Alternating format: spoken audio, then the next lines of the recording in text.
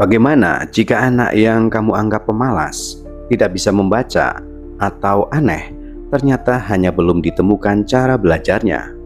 Bagaimana jika setiap ejekan dari guru dan teman justru semakin menenggelamkan potensi emas yang tersembunyi di dalam dirinya? Di sebuah sekolah biasa, ada seorang anak yang diam-diam memikul dunia yang tidak bisa dipahaminya. Dunia kata, huruf, dan angka, semuanya tampak seperti teka-teki rusak. Tapi yang lebih menyakitkan dari semua itu adalah tidak ada yang benar-benar mau mengerti. Inilah kisah tentang Ellie Nickerson, tokoh utama dalam buku Ia Dianggap Bodoh, selalu menghindari tugas menulis dan lebih banyak diam. Namun di balik itu semua, ia menyimpan sebuah dunia penuh imajinasi dan kecerdasan visual luar biasa. Lewat buku ini, kita tidak hanya belajar tentang disleksia, tapi juga tentang betapa salahnya dunia saat terlalu cepat memberi label pada anak-anak. Inilah review buku Fish in a Tree.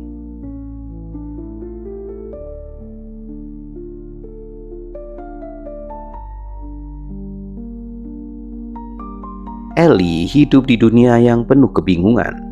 Bagi orang lain, membaca adalah hal biasa.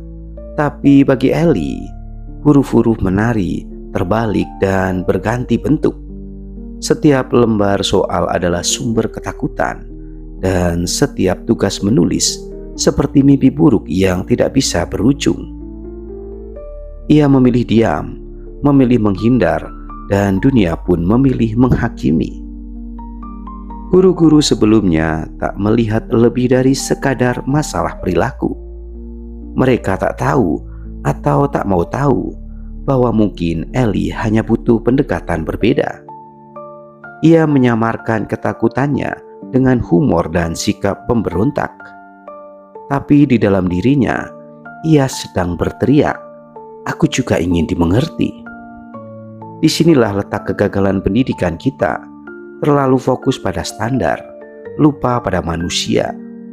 Buku ini mengajak kita melihat lebih dalam, bukan pada hasil, tapi pada proses dan luka yang tersembunyi.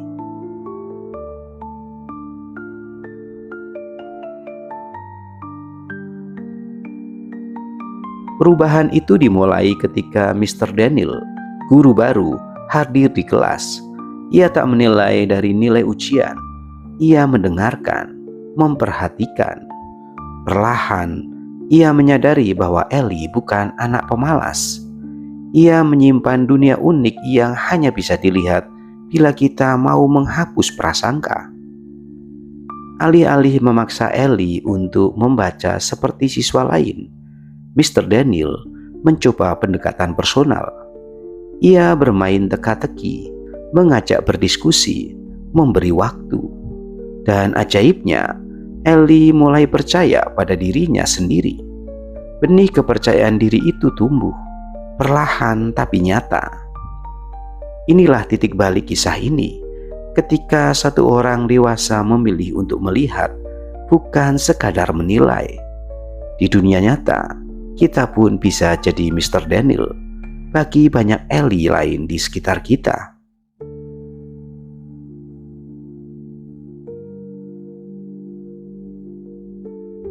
Selain guru, sosok teman yang menjadi penyelamat, Ellie berteman dengan Keisha dan Albert, dua anak yang juga dianggap berbeda oleh lingkungan sekolah.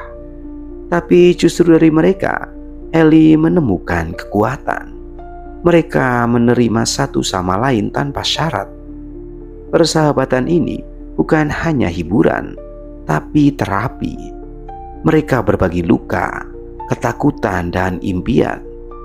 Mereka mulai membangun keberanian bersama, karena ternyata yang paling dibutuhkan seorang anak bukanlah pengakuan, tapi rasa bahwa ia tidak sendirian. Buku ini dengan lembut menyampaikan bahwa empati dan penerimaan adalah kebutuhan dasar anak, bahkan lebih penting dari nilai akademik, bahwa anak-anak juga bisa menyembuhkan luka satu sama lain.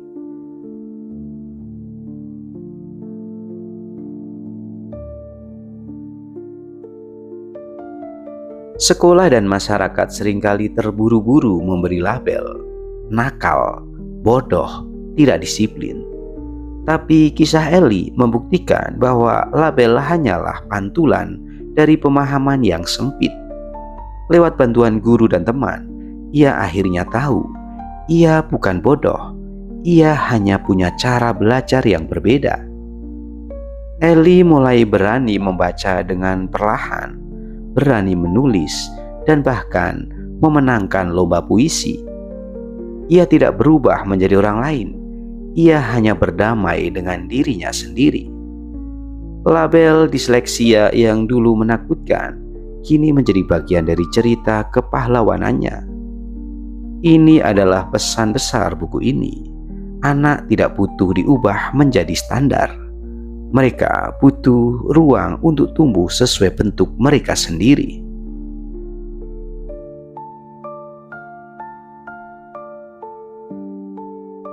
Saat membaca kisah Ellie, mungkin kita akan melihat bagian dari diri kita sendiri. Anak kecil yang pernah merasa tidak cukup pintar, tidak cukup baik, tidak cukup sesuai. Buku ini bukan cuma tentang disleksia, tapi tentang rasa tidak dianggap yang pernah kita rasakan saat kecil. Setiap anak punya keistimewaan, tapi tidak semua diberi kesempatan untuk menemukannya. Buku Fish in a Tree bukan sekadar novel anak, tapi cermin bagi dunia pendidikan kita yang sering lupa bahwa setiap anak adalah dunia. Melalui Ellie, kita belajar kecerdasan bukan tentang hafalan, tapi tentang keberanian untuk jadi diri sendiri. Dan kadang itu hanya muncul jika ada satu orang yang percaya pada kita. Sahabatku semua, di balik label, di balik rapor, dan di balik nilai, ada anak-anak seperti Ellie yang menunggu untuk ditemukan, bukan diperbaiki. Fish in a Tree mengajarkan bahwa yang dibutuhkan dunia bukan lebih banyak ujian, tapi lebih banyak empati.